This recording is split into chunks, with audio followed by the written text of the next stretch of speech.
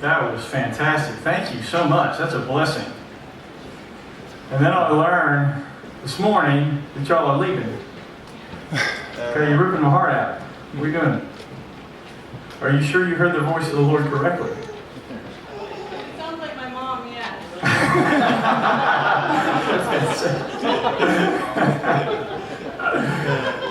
Okay. Well, good morning, everybody.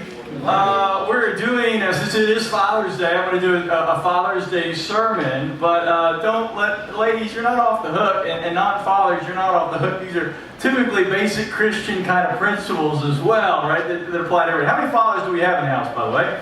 See, 1, 2, 3. All right. Got fathers in the house. Perhaps it's just me, but sometimes I think that fathers get a little shortchanged.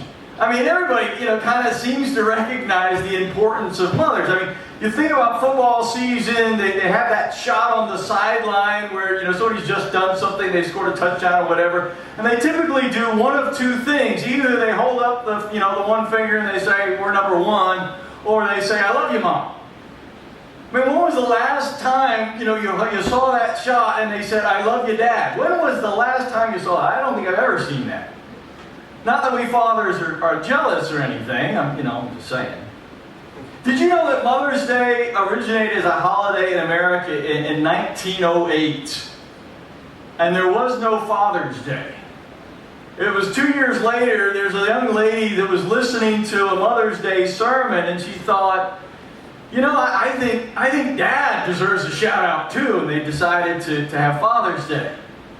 Not that we're jealous or anything, just saying. I remember that phase in my daughter's life when she was really young, and she would be perfectly happy with me holding her, and everything was great, until her mom walked into the room, and then I was anathema. And then she starts bawling and crying, like she wants nothing to do with me, she wants Mama. Not that we're jealous or anything, just saying. I don't think people realize how difficult it is to be a father in our current cultural climate. I mean, think about back in the days of, what was it, Father Knows Best and Leave It to Beaver, by the way, which was before my time. I just want you to know that. But back in the day, it seemed like Dad's role was somewhat more straightforward. Now, I'm sure, of course, that wasn't reality, but, it just seemed that way. That, of course, Dad was the one who would go to work and Mom would stay home, and Dad was the disciplinarian, and Mom was the nurturer. And I'm sure I'm not the only one who grew up with that famous threat, "Just wait till Dad gets home," right? And that was always like, oh. And just the anticipation of what Dad was going to do, that was not good. But somewhere along the way, things began to change. And I don't know, it was at least in my generation, perhaps a little bit before that, we were called upon as fathers to take a more active role in parenting. And this meant doing things that we were never trained for. I mean, think about it. I grew up in a day when boys played with balls and girls played with dolls. And so from the earliest moment, the girls were training for this, right? They changed diapers on their dolls. And then later on, of course, they would work either in a nursery at church or sometimes, they get jobs babysitting. And so they were training all along for this role of mother. But, they dealt with all kinds of issues related to parenting. But boys are clueless. I mean, we become parents without having any idea of what we're supposed to be doing.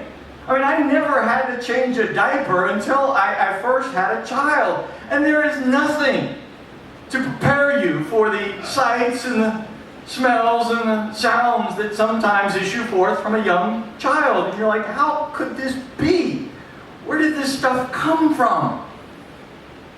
And fathers are just given this crash course in everything from burping to bathing. I mean, you just don't know what. You have to learn a whole new skill set as a father because there was no preparation for this. So we should honor fathers just for that.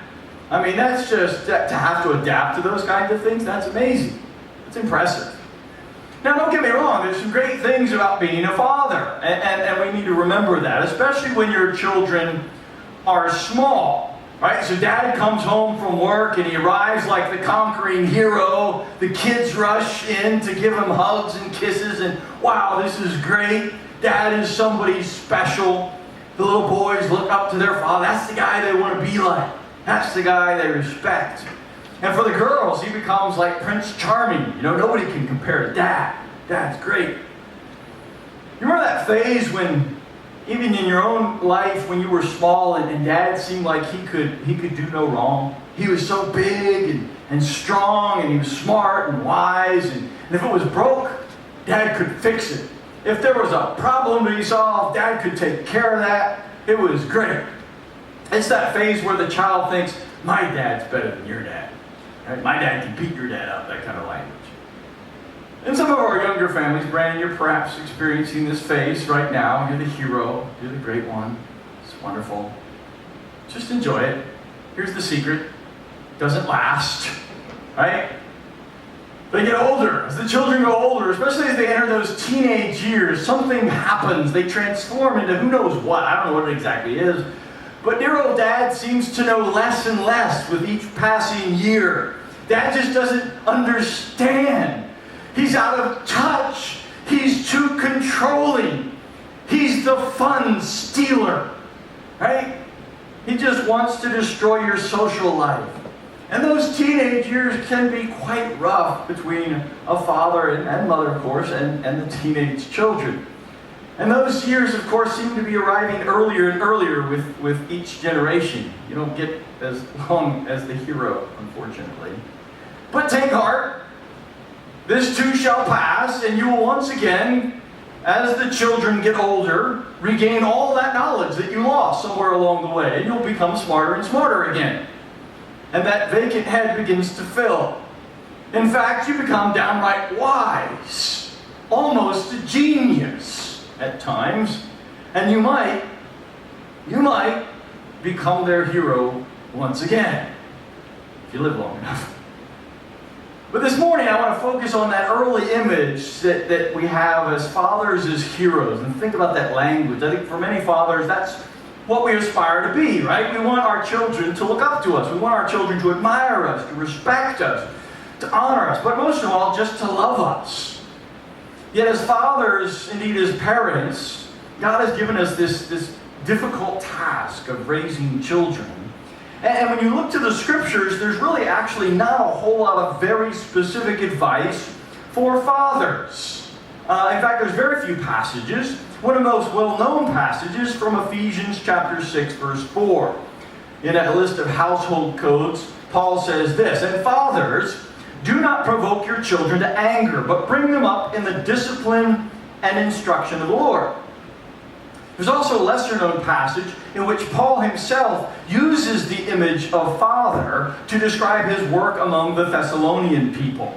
And so this is in 1 Thessalonians chapter 2, verse 11 and following. And when we look at this passage, we can deduce a little bit about Paul's view of what a father's role is. Again, 1 Thessalonians chapter 2, verse 11. "As you know, we dealt with each of you like a father with his children, urging and encouraging you and pleading that you lead a life worthy of God, who calls you into his own kingdom and glory." See, for Paul, the chief role of father is to raise their children to know and love God. That's what a father is supposed to do. Yet throughout the scriptures, we find that the best way to do that, indeed the only way to do that, is not simply by teaching verbally, but it's through modeling. It's through living the life yourself so that they can see it, what it looks like to follow God. And this is, I think, an awesome responsibility for parents, both mothers and fathers, but also for the community as a whole. And this is where everybody does, all of you are on the hook, because people look to all of us to see what it means to be a Christian. But especially for fathers, because one of those images that is used of God, and we use it all the time, is God as a father. And so we think about our earthly father oftentimes to try and understand what that means. And that's an awesome responsibility. You see, our children learn not so much by what we say, but by what we do. You can talk all you want about sacrifice and integrity and honesty and hard work, but if they don't see it in you, they're never going to do that. They're never going to become that. Likewise, you can instruct them about loving and honoring God and being respectful of God and worshiping God. But if you yourself aren't living that life, they'll never, ever learn that. And they won't know exactly what it is. I'll never forget this moment when I was teaching a middle school class. I was in college and they assigned me middle schoolers, which was, of course, is always a challenge. And we were going through the Gospels on Wednesday night, and we ran across that passage in the Gospels where it talks about take up your cross and follow me, where Jesus is calling people to be his disciples. And so I asked the class, I said, do you think that passage is really still relevant today? Is that something that applies to us as Christians in the modern day? Or was that just something that he was calling the disciples back then to do? And I was dumbstruck when one of the young men, the teenagers, said, no, I think it was just for them. I don't think we have to do that today. I'm like, that was kind of a rhetorical question. I didn't mean it as a real question. I'm like, what is he talking about? So I asked him, I said, well, why do you say that? And he said, I'll never forget what he said. He says, I don't see my mom and my dad living that way. I don't see this church living that way. And so I assume we don't have to live that way. You can read scripture and spout verses all you want, but if people aren't living it, that's what they're looking to. That's what especially young children are looking to is, what do you do? How do you live? And that's what they imitate. And that's what they're looking for. So it's an awesome responsibility. And so to my fellow fathers, I say, God has called us to lead our families by example. Not by command, but by action. Not simply word alone. In a very real way, God has called us to be heroes for our children. Men of God that they can look up to. And that they can then hopefully desire to follow. But I think we have sometimes these false images of what a hero truly is. We talk about fathers as heroes for their kids. And perhaps we can place the blame for that on Hollywood and the way we look at heroes in movies and these stereotypes. I think often when we think of heroes, we think of those who are strong and invincible and invulnerable and impermeable, right? Not touched by anything. And somehow we come to think about being a good father as one who shows no weakness, that we're not supposed to be vulnerable, that we're supposed to live above the fray, and that we can't let our children see our mistakes. But I think it's an image that's been ingrained in us even from a young age. I remember especially as a child, boys aren't supposed to cry. Boys aren't supposed to show their emotions. They're supposed to be strong, buck up and take it. Be a man, even if you're like 6 years old. We learn not to show our emotions. We learn not to show our weaknesses because we learn that others will exploit us if we do. And so we take that into our parenting role sometime. And I think that can be very, very dangerous. Being a hero for your kids is not about being invincible. In fact, sometimes when we try to live that image, we're actually pushing our children away from us because they might look at us and they might admire us and say, wow, that's great, but they can never be like that. And so they can't follow you in that path, even though, of course, it's all a false image anyway. See, part of modeling is showing strength in spite of weakness. It's far more inspiring when you have to overcome adversity. After all, what do superheroes have to worry about? If you're Superman and you're not going to be hurt by that bullet, what courage does it take to stand in front of the gun? But if you know you can be hurt, and you stand there anyway, that's what a true hero is like. Being willing to be vulnerable and show weakness. But as fathers, I think we learn to hide behind our emotions, behind our vulnerabilities. We hide behind this image. But in truth, what we really know, what all of us know, is that we're simply broken heroes. The truth about fathers is that we don't have it all together, that we don't always have the right answer, that we can't fix everything, we can't solve every problem. That's the truth. In truth, we ourselves have problems and scars and issues. that we're dealing with. But God calls us to be fathers in the face of that brokenness, to not use that as an excuse. Your children might admire Superman, but they can't fly, and so they won't follow him.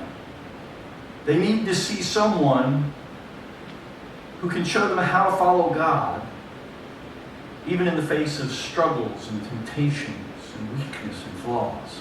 You see, fathers are not heroes because they do extraordinary things, but they're heroes because they do ordinary things with extraordinary faithfulness. That's what makes them heroes. There was a Harris poll taken not that long ago where Americans were asked a number of questions about heroes. Well, what do you think a hero would be? Give a list of characteristics. And here's some of the things that they came up with, and this is listed in the order of the answers. Number one was not giving up until the goal is accomplished. 86% listed that. Doing what's right regardless of personal consequences. Doing more than what other people expect of them. Staying level-headed in a crisis. Overcoming adversity. Changing society for the better. Willingness to risk personal safety and help others. To help others. Not expecting personal recognition. You know, as I read this list of qualities, I was reminded of the call that Christ places on all of us. To look beyond ourselves, right? To see the needs of others, to demonstrate the love of God to those around us, even if it costs us. That's a description of what a Christian is supposed to be. Not just fathers, but all of us. So this morning I want to challenge all of us, our fathers, but all of us, to recognize our role as models, but especially our fathers. Be true heroes for your children. Live in such a way that you model for them who God is and what He expects of all of us. So I want to provide this list of suggestions specifically for fathers, but it applies to others as well. This is a list written by Bill Denton. But in reality, these are reminders, I think, of simply things that we already know. Number one on the list was spend time with your kids.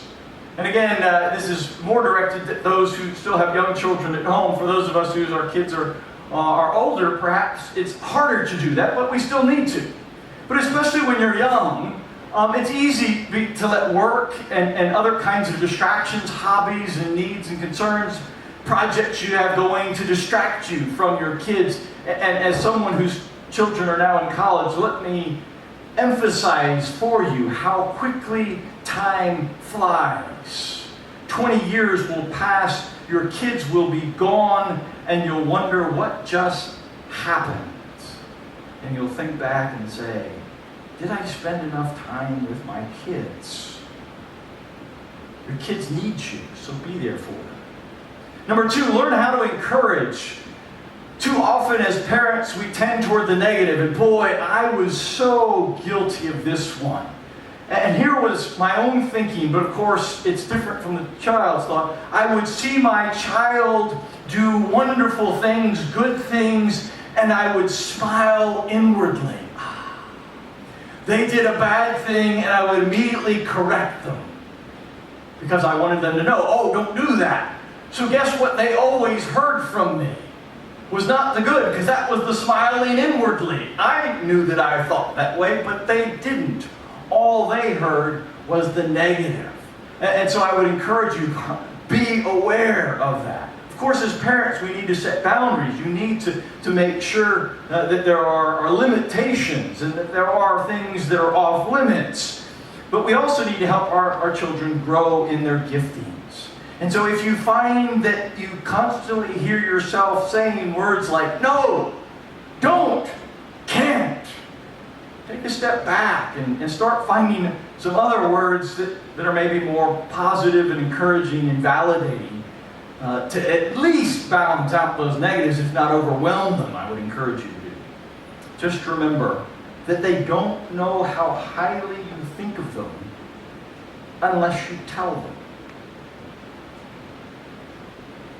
My mom would often brag about me when I was in her presence. She would be talking to a friend and say, oh yeah, Mike's doing this, and this is great. And wow, do you know how much that made me feel loved and admired? And, I mean, it just built my self-esteem. And I'm just listening in on this conversation. Oh, that's great. Yeah, say some more, Mom. That's good. Number 3, admit your faults. One writer says, if you don't admit your faults, you'll be the only one ignoring them. We need to admit when we're wrong. Even to our kids, that we made a mistake. We need to learn how to apologize, even to our children, when we've done them wrong. Remember, everything we do trains our children, because they're looking, they're watching, and they will end up acting just like us. Number 4, show tenderness. And, you know, too many American fathers grew up with that kind of macho man image. Be strong, be tough, be busy, be hardworking. That's what it means to be a father. But your children need to see that you are touched by things, that you're moved by things, that when you see tragedy, you recognize it. That when you see evil in the world, that you recognize that and you're moved by those things. And they need to see emotions that are more than simply anger. Little boys and girls need hugs and kisses from their dads. And I think there's a lot of emotionally scarred grown-ups who are distant from their fathers because they never got that. They never had the words, I love you, from their father. And that's a painful experience to this day. Next on the list, love your wife.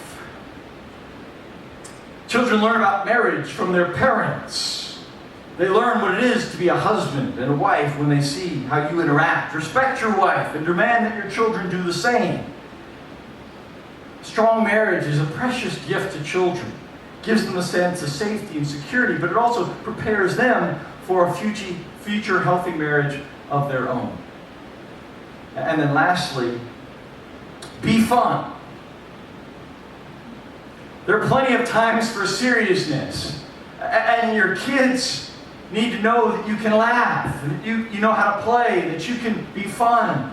Even if your jokes are corny, as I have been told on numerous occasions, that perhaps sometimes mine tend toward that direction.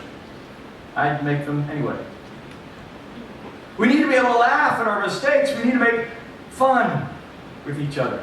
We need to make sure that we recognize that life is to be enjoyed and lived. And when you enjoy life and you enjoy your kids, guess what? They might want to spend more time with you.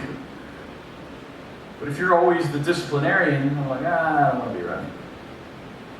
Now, as I close, I want to quickly address 2 possible reactions there are to Father's Day. I know one reaction I've had, especially when I read a list like that, is I don't know how many Father's Day sermons I've listened to where I walk away feeling guilty. You know, because when you're young, you're learning from that. But when you're older, it's like, you know, a lot of that opportunity is past. It's like, and you look back and you think, man, I wish I'd done that differently. Wow, I was a crappy father. And you just walk away feeling depressed, and you're thinking, okay, this is Father's Day, and I'm supposed to be honored and uplifted and encouraged, and I'm walking away feeling like, thanks, preacher. And so, for some of you, your kids aren't old enough for you to make too many mistakes, and so you can think about the future. But for those of us whose kids are older, it's never too late, right? You can never change the past, but we can always set a future direction. What are you going to do from here on out? So my wife, this was like 2 weeks ago, my wife was saying, your daughter says that you're not texting her enough. And I said, well, yeah, but she's not texting me enough. I was feeling like, well, why am I not on her to text me? They're like, well, she's the one that's supposed to start it. No. And so what did I start doing? I started texting my daughter randomly. I'd think about it, and I thought, all right, I gotta text her. You change behaviors. At any point in life, you can change behaviors. You can foster new patterns with your kids. And the last group I want to talk about is that group for whom this is a painful day. It became painful for a number of reasons. For some, they've lost their father, either way too early through death or abandonment, or their father was physically abusive, or their father was emotionally distant. And to hear a sermon about fathers is always a painful experience because Dad wasn't like that. And it's a reminder of how much they missed out on. And I don't know if you're feeling that way this morning in this group, but there's others out there who are. Let's be aware of that. Let's be encouraging to them as well. So let's finish by talking about God as Father. On this day, we've set aside to think about human fathers and to praise them, recognize them, but we have all one Father together. And it is His day. I want us to close by pointing at our Heavenly Father, a Father who will never fail us, a Father who will never give up on us, a Father who loves us beyond what we could ever imagine, a Father who is truly there for us, no matter what we're going through.